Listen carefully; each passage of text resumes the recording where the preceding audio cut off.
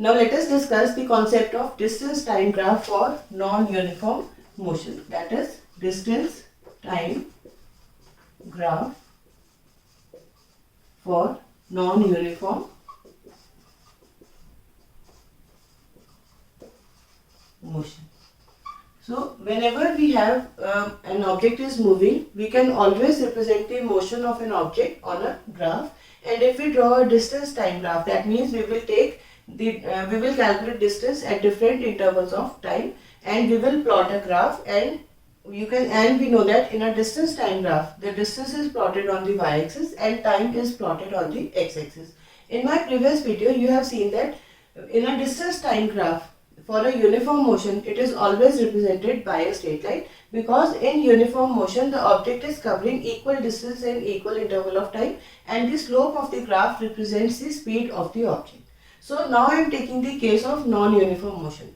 Non-uniform motion is a motion in which the object is covering unequal distance in equal interval of time, and this is the situation when the speed of the object is increasing, or I can say the speed of the object is decreasing. So let us take the first case in which the speed is increasing.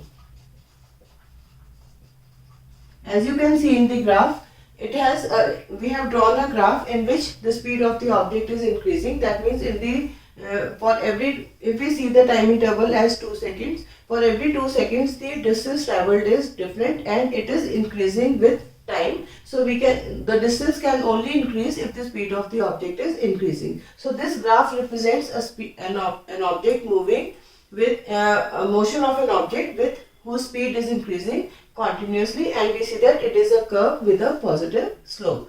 That means in the starting intervals, the distance covered in 2 seconds is less, and in the end you can see the distance traveled in the interval of 2 seconds is quite large.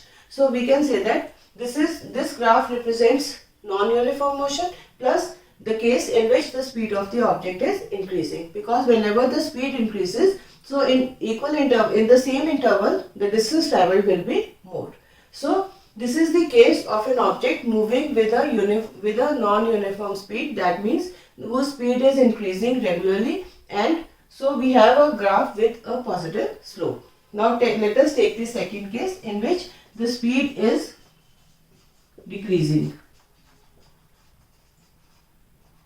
When the speed is decreasing, the object will be covering lesser, the distance covered by the object in equal intervals will be less, and you can see from the graph we have a graph with a negative slope, and from there we see that the object is covering unequal distance in the same interval. For example, if we take the interval as 1 second, you can see that in the starting intervals the distance covered is less and is more, and in the last interval the distance covered is less. So because the speed of the object is regularly decreasing, so we have a graph of negative slope, or we can say a graph with a downward trend, but also not a straight line, it is a curve because it is representing non-uniform motion.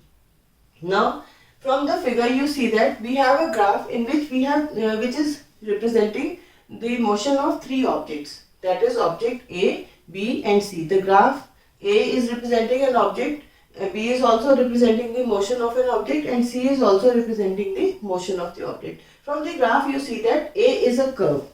So we can say that as A is a curve, so it is representing the motion of an object which is non-uniform. That means the object A is covering non-uniform, is showing non-uniform motion, that is it is covering unequal distance in equal interval of time. So whenever we have an object which is having non-uniform motion, the graph will always be a curve, and we see that in this case it is a positive curve. That means the speed of the object is increasing. Now for the second case, that is B, we can see that the graph represented for the object B, that means the graph which is representing the motion of the object B is a straight line. So we can say that this object is having uniform motion, and from the graph we can see the speed of the object is 8 meters per second.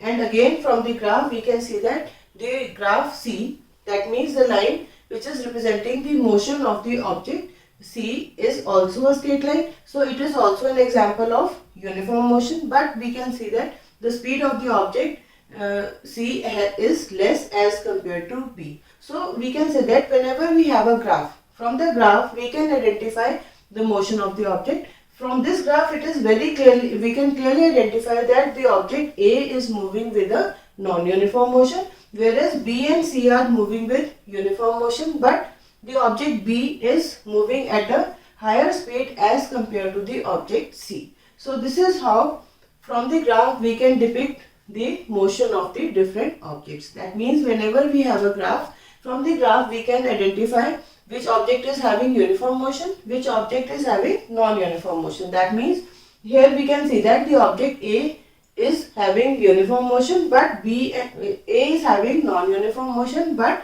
the object B and object C are having uniform motion. Moreover, if the object is having uniform motion, from the distance time graph we can calculate the speed of the object, and we see that the object which is the line which is representing the motion of the object B is having more speed as compared to the object C, because the slope of B is more than the slope of C, and slope represents the speed. So we can say the object B is moving at a larger speed as compared to object C. That means A represents non-uniform motion,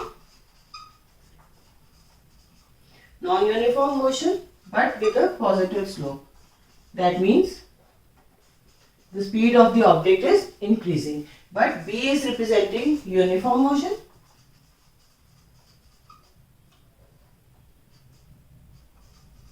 and C is also representing uniform motion, but the speed of B is greater than speed of C. So this is how from the graph we can come up to various conclusions. First, we can identify the type of motion, that is, the graph can show us whether the object is having uniform motion or non-uniform motion, because from the graph A is a curve, so curve is representing non-uniform motion, but a straight line B and C are representing uniform motion.